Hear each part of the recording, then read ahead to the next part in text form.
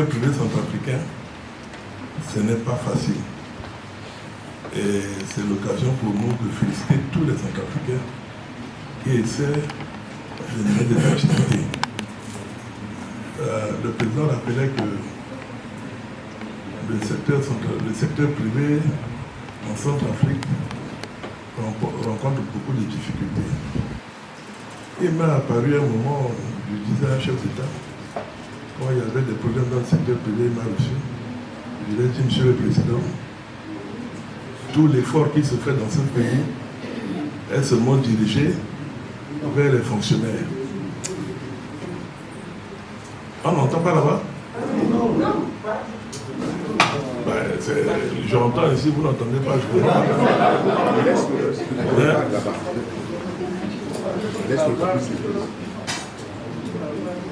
Donc je disais que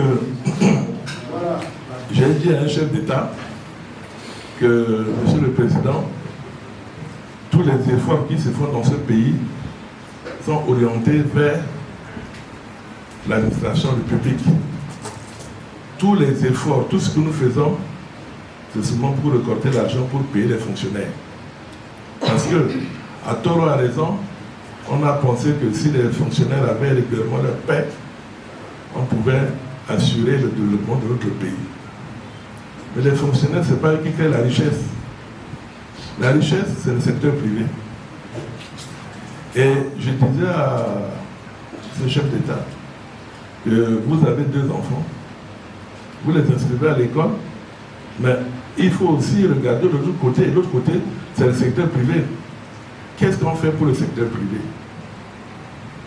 Que faisons-nous pour le secteur privé quand il y a des difficultés, puisque nous avons rencontré beaucoup de difficultés militaro-politiques dans ce pays, le tissu économique est souvent détruit. Avec les entreprises des expatriés, ils ont une caisse d'assurance. Quand il y a des problèmes, ils sont automatiquement dédommagés de tout ce qui peut être comme sinistre. Mais nous, les Centrafricains, notre caisse d'assurance est où? Je me rappelle encore quand les Séléc a été rentré, pas de pillage, pas de violage, pas de quoi là, je ne sais pas. C'est ce qu'il disait. Mais tout le tissu, j'ai été rencontré, j'étais avec 4 collègues quand nous avons été reçus par le président d'Otoja. Nous avons dit, mais président, vous nous demandez de reprendre les activités. Mais comment on va reprendre les activités? Qui doit assurer la sécurité des biens et des personnes, si ce n'est pas l'État? Donc nous avons beaucoup de problèmes. Et le problème là, les problèmes qui ont secoué, qui ont le tissu économique centrafricain, il faut quand même se remémorer que nous avons eu ce problème là depuis les années 1979. À la chute de l'empereur Bokassa, c'est là que nous avons eu tous les problèmes. Il vous souviendra qu'avant, nous avons eu toutes les industries. On créait de la valeur ajoutée dans ce pays. Rien que me tournant vers mon parrain, on fabriquait les voitures, on montait les voitures ici chez nous. Usine de montage de voitures. Hélène, les Peugeot, etc. Il y avait des usines, il y avait beaucoup d'usines en Centrafrique. Mais maintenant, nous avons combien d'usines? Nous avons combien d'entreprises? Nous étions au patronat. On avait plus de 400 entreprises qui étaient enregistrées. Maintenant, nous en avons combien? Moins d'une centaine. Et c'est ça, le problème des ressources africaines. Il y a eu des études qui ont été menées au niveau international. Ces études ont démontré que le financement de l'administration n'atteignait pas les objectifs au niveau de la population. Et c'est pour cela que, au niveau de la Banque mondiale, ils ont essayé de penser à ce qu'on puisse changer d'orientation. Vous vous souvenez qu'à des époques données, qu'est-ce qu'on avait créé? Pour les fonctionnaires, on avait dit qu'on devait les muter vers le secteur privé. Programme DVA. Échec total. Parce que les gens n'étaient pas préparés pour effectivement bénéficier de ce programme-là. Et Ce programme-là a fait que nous avons tout détruit chez nous, les enseignants, surtout c'est eux qui étaient les premiers à se vouloir improviser homme d'affaires, et tout l'argent, maintenant le système éducatif est complètement par terre. Quand en 1979 il y a eu l'opération Barracuda, il y a eu quelque chose qu'on a appelé, grâce à Dabo, tissu économique à néant, destruction des entreprises. Moi, j'étais directeur général adjoint dans une entreprise que je ne sais pas si les gens connaissaient, qu'on appelait Compagnie industrielle d'ouvrage en textile, SIOT. La SIOT, industrie de confection, avec au temps fort 1000 personnes, sinon 800 000 personnes, qui travaillaient dans cette usine-là, à Bruxelles, ici. Là. Vous savez ce qu'on faisait? Nous, Centrafrique, je partais vendre en France, la Redoute, les Trois Suisses, là, c'est nous qui vendons là-bas. Les vêtements que vous voyez dans les catalogues, là, ça sortait de Centrafrique. Toute la sous-région Afrique centrale, là, j'étais tout le temps en train de voyager. Parce que c'est nous, Centrafrique, qui habillons l'Afrique centrale. Je connais tous les coins de Cameroun, de Bafoussam, Gabon, je ne sais plus, Port-Gentil, tous ces coins-là, Lubomo, enfin, qui est maintenant Tolizi, partout. Et tout quittait Bangui pour partir. Et c'était le temps de machiner qu'on appelait le DIAC et le DAC. Donc nous, Centrafrique, on avait dessiné que la population au niveau de la sous-région n'était pas assez importante pour que nous puissions créer des usines dans chaque État. Pour nous, Centrafrique, c'était l'industrie de confection. Le coton centrafricain qui était produit était transformé à ICC, à Ucatex, c'était comment on appelait là? ICC avant. Les pagnes, on fabriquait. Hein? Voilà, tous ces trucs-là, on fabriquait ces choses. Les draps, les serres, tout, on faisait. Et cette production-là, on amenait à la sorte pour essayer de transformer ça en produit fini. Et c'est ça qui apporte la valeur ajoutée dans une économie. Parce que le PIB, effectivement, c'est quel est l'apport de notre pays en valeur ajoutée. Aujourd'hui, nous ne produisons rien. Les seuls produits qu'on fait partir de l'exportation, c'est le café, et le bois. Il n'y a que le bois, le diamant. Dernièrement, j'étais avec nos collègues là, on était au Conseil économique et financier à la BAC. On nous a produit le chiffre, hein, président Kolobo, c'était 3000 tonnes de café, ou de, voilà, je dis, mais enfin, 4000 tonnes de coton, machin. Je dis, est-ce que vous êtes sérieux là? Vous, ministre des Finances, vous présentez ça à l'extérieur pour dire que Centrafrique, là, nous produisons 4000 tonnes de coton. Il faut retirer ça pour dire qu'on ne produit pas. C'est mieux. Parce que nous sommes ridicules avec ces chiffres-là. Et c'est pour cela que dans tout ça, là, la Banque mondiale, le gouvernement, heureusement, le gouvernement essaie d'écouter aussi. Et le gouvernement a négocié avec la Banque mondiale ce qu'on appelle aujourd'hui le projet e-compet. Ça veut dire que le projet d'investissement de compétitivité des entreprises pour l'emploi, e-compet. Donc en 2021, le gouvernement a essayé de négocier avec la Banque mondiale pour obtenir ce projet, cette subvention. En 2022, la Banque mondiale a signé l'accord pour mettre à disposition de notre pays ce financement.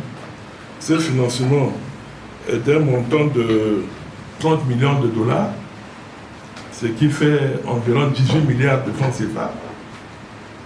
Ces 18 milliards de francs CFA, la Banque mondiale a donné sous forme de dons à la nation africaine. Ce n'est pas les prêts, c'est un don. Mais la Banque centrale voudrait que ces 18 milliards de francs CFA, ces 30 millions de dollars là, atteignent le secteur privé. Et pour cela, il y a des conditionnalités. Un, par rapport à comment nous devons faire notre approche pour le développement du secteur privé. Moi, je vais vous dire que On a essayé de résumer au niveau de l'UNPC.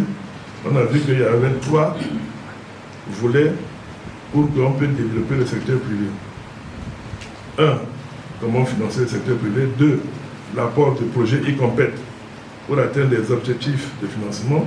Et puis 3. Comment soutenir les PME et les secteurs informels pour solidifier le secteur privé, outil de développement. Donc je vous parlais de la composante e-compète. On en a beaucoup parlé au quartier. Et je vois que tout le monde vient trouver l'UNPC pour dire ah, ça ne se passe pas comme ça.